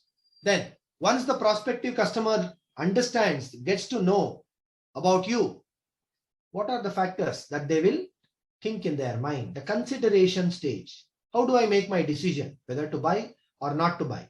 Yeah. So prospectors now defined and given a name to their problem or opportunity. That means I have a need or a want. How are you as an entrepreneur going to fulfill that need or a want? Yeah, there are many ways. Consideration stage. Final stage is decision-making stage. Of course, sometimes in modern ways, if you Google this buyer's journey, you will get a lot more. Sometimes 7, sometimes 9. There are so many phases. You can further break down these 3 into smaller stages also. That is also possible. But basically, this decision-making stage is when you do a vendor comparison. Yeah, when you compare maybe price, and maybe when you are asking somebody, you talk to your friend and then say, okay, hey, you can go for this. Trial, free trial. That's a good option for decision making. Try it out. Live demo. Many of you are doing this already. So the decision making stage, you're already in that. Have you done enough about the consideration and awareness stages also? Think about it. Yeah. Are you putting too much of importance in the decision making stage? Should you also think about the awareness and the consideration stage? All stages are equally important, right? It's like building the case. Finally, when the user commits. Sorry, yeah, there was a question. Somebody asked something. Okay, I'll move on. You can ask me later also. Okay, this is an example like awareness, interest, consideration, actual purchase, Post purchase. This is also very important nowadays because of so much of software that we use, so much of technology that we use in our daily lives. Post purchase, what is the experience like? After I consume the product or service, how do I feel? What was my experience like?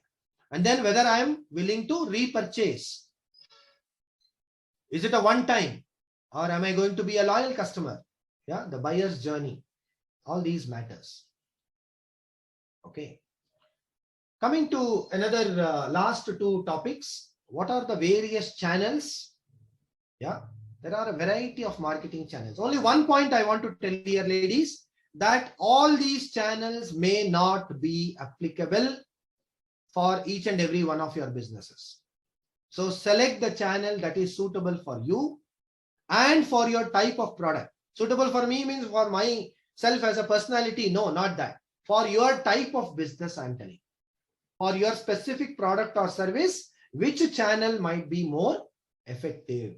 Traditionally, jewelry, yeah, it has not been very successful online, isn't it? Online selling of jewelry, yes, it is there, but traditionally, you just remember, yeah, would you like to go to a showroom and then wear it and then look at yourself in the mirror? That's always the better way, right? 99% or 97, 95% at least, most of you would be doing like that. Yeah. So what is very important to you? You always do it personally by yourself. So like that, it depends. What is your product or service? Some of the products and services are very, very comfortable online. For example, my training and coaching. Yeah. If we all need to get together in one place, imagine how difficult, how expensive it will be driving around in Bangalore city, coming and sitting for 2 hours in a place. This is good, right? So depends on your product or service, which channel is more useful and effective. But there is a good list here. A comprehensive list is there. 16 different channels are there. Take a screenshot if possible, and then also you can use them. Yeah, you could reach out to me later on which channel is good for you, which if you are doing, maybe you need to discontinue that. That may also be there. You might be using a marketing channel which may not be suitable for your product or service. So think about these things, ladies. Nagesh, can you throw some light on catalog direct? Yeah, catalog is your printed marketing, your brochures, flyers, yeah, all that stuff. Catalog is basically your printed material. So it's like, there was this a business model called mail order marketing. Yeah, they would send you stuff, products and products by mail, and they would send you brochures detailing how it is, how to use it, and what are the benefits and all that. So that is how it is. Thank you. Yeah. Value added resale. Did everybody understand what it means? Basically, you buy a product or a service from the manufacturer, and then I'll customize it for you. For example, okay, for you meaning the customer specific. What is it exactly that you would like? So I'm buying the product, doing some modifications, and I'm selling this specially for you. That is the value added resale. Yeah, like that.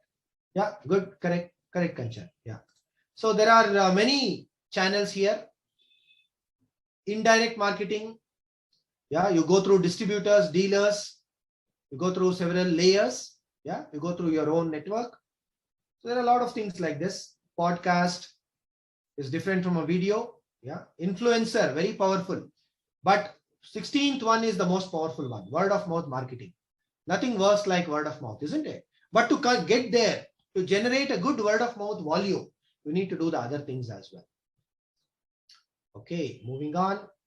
There is a channel prioritization process. That means you decide which channels you're going to use and you prioritize them. First priority, I'll go for this channel. Second priority, third priority, something like that. So prioritize your channels so that it will be more effective. Yeah. Remove the channels that are not a good fit. I told you, right? Certain channels may not be suitable for your type of business. So don't do that. Yeah. Okay. Okay, sure. You mean this one, the marketing channels? Yeah. Okay. Yeah. Please take a screenshot, ladies. No problem. This is a huge laundry list. So think about this. This is an example. I think the text might be very small, so I'll just jump this as of now. This is a very good example of a list of marketing channels with the priority, with the budget and resources, how frequently you are doing, what exactly you are going to do, what is the desired outcome going to be, what are the metrics to measure. Please write down this word, metrics, METRICS. What is it that you can measure about your marketing activity? For each channel, the metrics are different. Okay, they are also called as KPIs. Yeah, does everyone know what is KPI? Key performance indicators. Basically a way of measuring. That's it. Okay, last topic for today, budget. Yeah, last topic, but the most important topic, money, right? If you don't have money, what's the point of doing all this story? So, but still start with a smaller budget. That is also possible. Yeah, but you need to have a budget. Okay, you must have a budget. Why? Sorry. Yeah. Okay, coming to this slide. So marketing budget is basically how much money you're going to be spending on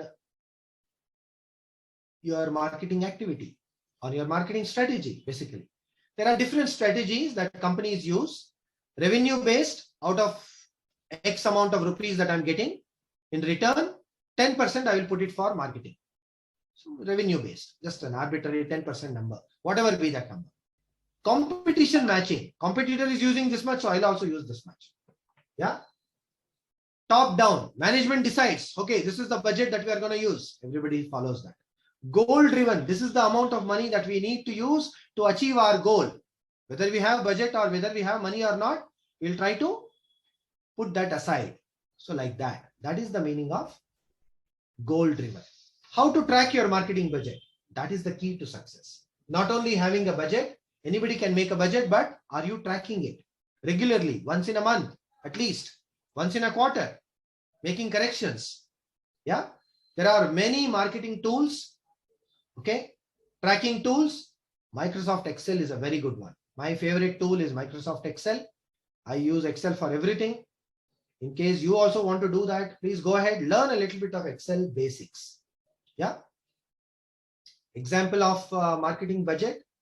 This you can see that it is a monthly budget for social media, web marketing, content, research, local marketing. For public relations also, budget has been set aside. And the total budget per month, what is the initial budget? That 130.000.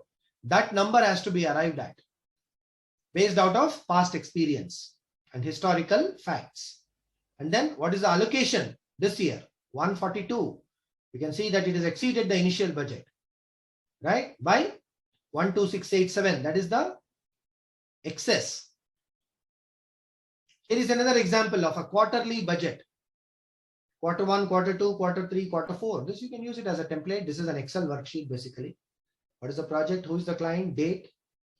Yeah, and the different channels on the left side, the category. Yes, Simi, your question. Is there a yardstick to identify how much budget you need to allocate? Yes. That's my first question. And the second question is, as I said, my product is focused for a particular industry. Right. And the way I do marketing right now, I don't spend any money on the marketing because I do inbound directly on LinkedIn. Right. Right. So, so I'm able to reach the customer and I'm able to communicate what the product is. Now, my question, I'm a bit confused. Let's say I'm doing marketing on LinkedIn for the product further. I might be able to acquire a few new customers probably, but does the people who are there already on my connects, do they need that paid marketing, because they will be anyway seeing what I'm doing? So good question. For your type of a product, what I feel is you should focus only on B2B channels. Do not concentrate on B2C. That means, like, it doesn't matter whether you have a Facebook page or not. You might doing for the sake of branding. For example, your customer company might ask you, okay, do you have a website? So So it is just a question of having some kind of a neat and elegant looking website for the sake of, just being there on the web, not actually generating too many users. You don't care so much that how many people are visiting your website. That is, I think, would be more interesting for you. And also good question that you asked, that what does it depend on? The marketing budget, it depends on basically these 4 factors. What is the market? What is the type of market? What is the type of product? Who are your competitors? Who is your target audience? Basically, whatever we learned today in the session, all these factors play a role in determining your marketing budget and where you should focus, which channel to use, which one not to use.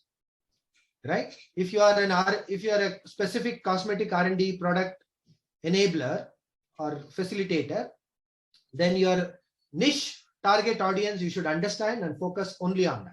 Other things will be just frills, good to have kind of a thing, not must have. So your marketing budget also should appropriately reflect that. Okay. Like one-time cost, recurring cost, operational cost, you can break it down and then you can allocate it appropriately. Then it will be more easier so that you will have a full view of the year. What in this year are you going to do? There is also one more important point here, that if you present a good budget to your investors, they are very impressed. That shows that you have done your homework on numbers. All investors go by numbers. Ladies, remember this. You tell them 1,000 stories, it's a waste of time. Okay. You show the numbers, prove that it works on the Excel sheet at least. Yes, let's talk more. Right? That is how it works. Any more question and answers? You can ask me now.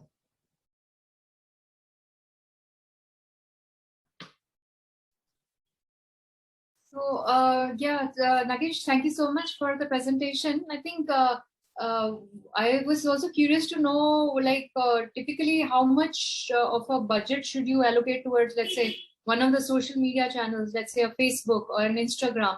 Is there a industry average? And how do you find out? You check with the other people, but they may not be at the same stage as you. They may be ahead of you or behind you. Right. So how do you measure that, decide that? There is no industry average. That's a simple answer. And basically, social media can be a powerful tool, but also it could be a lot of time waste. So for your specific product or service, you need to think in what stage are you as of now? Right now, are you in a stage where you are in the awareness stage? Remember the user journey, the buyer's journey, basically. Yes. Which stage are you going to use your social media? And therefore, how much of budget should you allocate? If your product is ready, it is already in a kind of, you're done, you have to do equal work on awareness, consideration, and decision making. All the 3 stages, basically. So how much of social media do you require for each stage? Probably only in the awareness stage, right? Consideration and decision making. Probably you might like to use a few other tools. Okay. So these are the factors. But to answer the question, there is no particular yardstick or a standard. Yeah. You have even, 5,000 rupees, 10,000 rupees. In that also you can have a marketing budget based on these 3-4 factors that I told you. Right. It depends, because you need to spend money for other things as well. So everything can't go into marketing. But as a thumb rule, ladies, I'll tell you, as a thumb rule, most of the marketing companies, they spend anywhere between 5 to 10% to 30%, 35%, not more than that. So 1/3, up to 1/3 of your money you can spend for marketing. That's actually rather high. But there are some certain industries where marketing has to be done intensively. For example, retail segment. You have to focus on advertisements. Advertisement is the only way to sell. There is no other way. It's a heavily crowded landscape.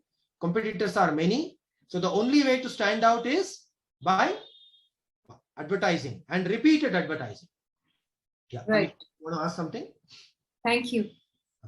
No problem. Amisha, you have something to ask? No? Yeah, Nagesh, I've got 2 questions. Yeah. The first one is, what are B2B marketing channels?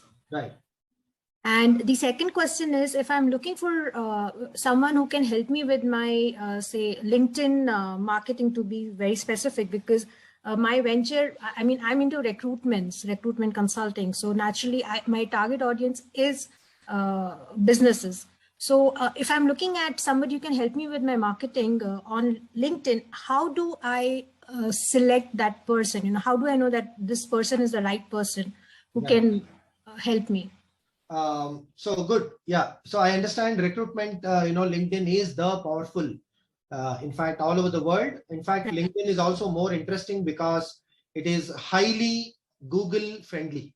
That means it is Google indexed. So if you've got a good profile on LinkedIn, your search engine optimization will also be very high. So that is one aspect. Second aspect is LinkedIn is also the kind of a popular platform for all recruiters in general, for people who are thinking about progressing in their careers, basically. So second thing is, like, to start with, do not look for anybody. Do some reading on yourself. Maybe I could help you to share a few links. You can also Google that to how to do. You can start by writing some good articles, short articles between 100 to 150 words, and start publishing them on LinkedIn about your line of work. What is that recruitment? I'm not saying, oh, how do you do recruitment in a better way? No, that is not the question. I'm saying, like, in 2022, what are the trends that are happening in the recruitment industry? Okay. The landscape changed after COVID. Right. What does the job market look like? Right. So these are things that people will be interested in. So slowly you establish yourself as a subject matter expert, an expert in recruitment, somebody who knows much about this topic. Yeah. Okay. Yeah. You will naturally generate more views, and there are enough articles. You can do it yourself. Don't look for anybody. Read it yourself. If you need expert help, reach out to me. I will help. Sure, Nagesh. And what are the other B2B channels apart from LinkedIn? There are a lot of blog websites which you can publish your articles. A lot of review websites. You could reach out to a niche audience, and you could also try some direct selling. You could also cold calling, basically. Okay. Prepare a list of prospects and then see if you can visit at least one or two of them every week in person. Okay. So, and then try to find out and try to get influencers. That is also a very powerful B2B. Who is the reference? Who can refer you? Like word of mouth kind of a thing. So these are all various tools which can help you. Maybe in B2B, you may not be able to get enough benefit from social media. Correct. But yeah, these other things might work. Okay. Sure. Thanks so much, Nagesh. Welcome. Okay, ladies. So unfortunately, we are, I think, run out of time. There was so much more. I had to rush through some of the later part of the session.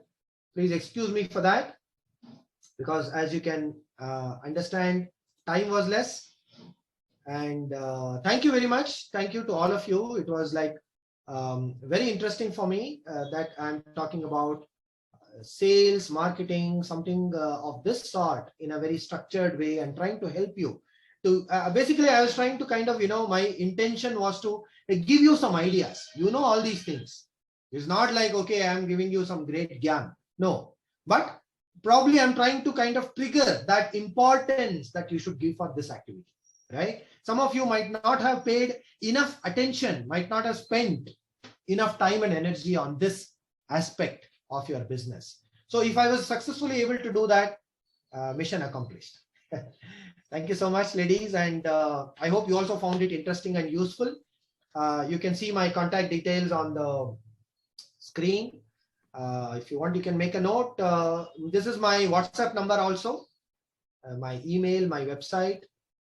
So please do reach out to me. And if you need any professional help, any suggestion, any tips, any other assistance, do let me know. And I wish you all the best. I wish you all very good luck. It's a tough world, but nobody can stop a person who is determined, isn't it? Yeah. So those who want to do it, nobody can stop you. So wish you all the best and good luck to everyone. Thank you very much for being a wonderful audience. Thank you so much for this knowledge share, Nagesh, and all the wise words. I'm sure the participants have really enjoyed your session. And please do share any kind of knowledge share material that you have, and I will be happy to coordinate and put it across to all those who registered for the session. Thank you so much.